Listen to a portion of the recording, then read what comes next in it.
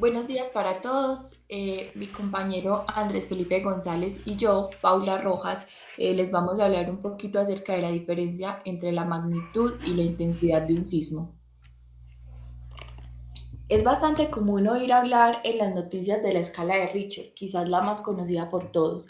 Cuando se habla de un terremoto, es conveniente diferenciar las escalas que existen para medir estas perturbaciones del suelo, y para ello hay que diferenciar los conceptos de intensidad y magnitud.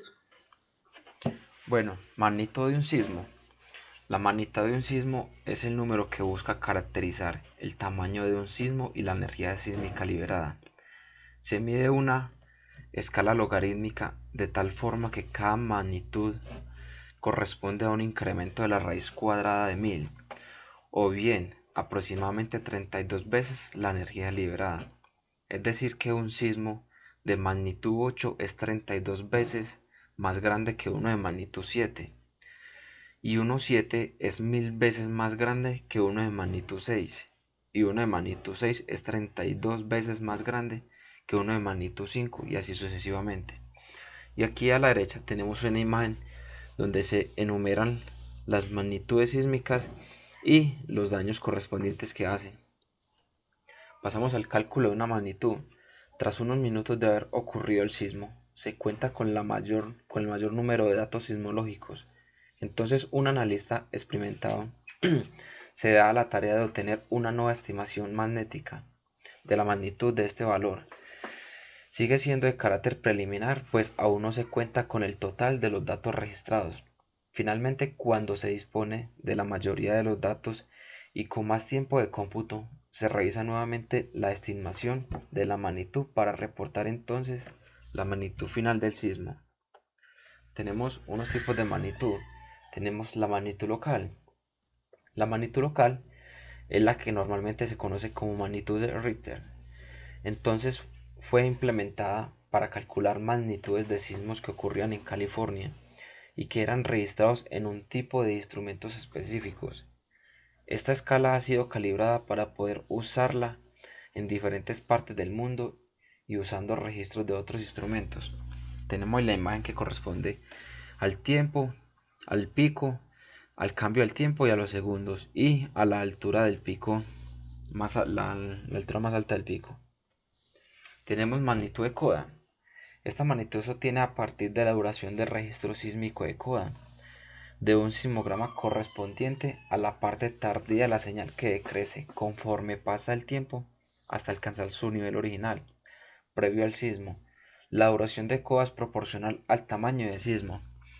Tenemos en esta imagen el inicio del sismo en su punto más alto y cómo va decreciendo a medida que va pasando el tiempo, formando esa especie de cono que en su punto preliminar es donde se obtiene las ondas de coda.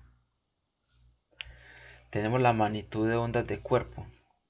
Su valor se obtiene a partir de la amplitud máxima observada en los sismogramas de las ondas de cuerpo. Un problema con esta magnitud es que se satura a magnitudes de 6.5 y 6.8. Es decir, no es posible determinar para sismos con magnitudes superiores a estos valores.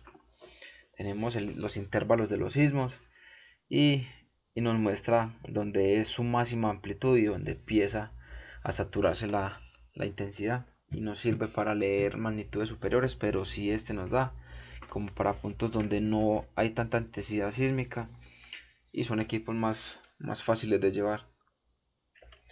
Tenemos magnitud de ondas superficiales. Su valor se obtiene a partir de la amplitud máxima observada en los sismogramas de las ondas superficiales, con periodos de oscilación entre 18 y 22 segundos. Esta escala permite determinar magnitudes de sismos más grandes, pero también sufre una saturación cuando se trata de sismos más grandes, a 8.3 o 8.7. También tenemos en la imagen el tiempo, tenemos las primeras oscilaciones y tenemos el punto donde se satura pues esta oscilación.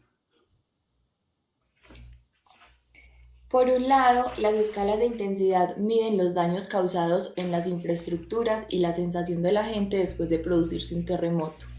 Es por tanto una medida más personal y subjetiva que depende de lo que experimenta una persona y también cómo estén construidas las diferentes infraestructuras dañadas, utilizando para ello encuestas a la población y analizando los daños tras el suceso.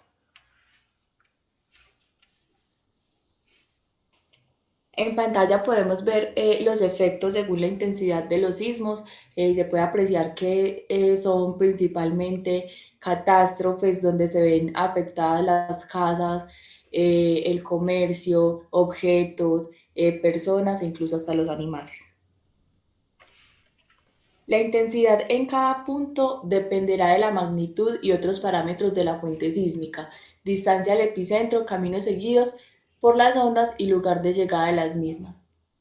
Hay diversas escalas de intensidad establecidas de manera empírica y que están en uso en la actualidad. La mayoría de ellas tienen una serie de magnitudes marcadas por la aparición de determinados efectos. Cada magnitud es un umbral a partir del cual se comienza a experimentar un efecto determinado. La intensidad no solo depende del tamaño del sismo, sino que también depende de la distancia epicentral, la geología local y la topografía del terreno. Cuanto las estructuras, en cuanto más altas sean, en cuanto las personas se encuentren pues como a una mayor altura, siempre van a sentir como mayor la intensidad del terremoto, del sismo o de los movimientos que se producen en los terrenos.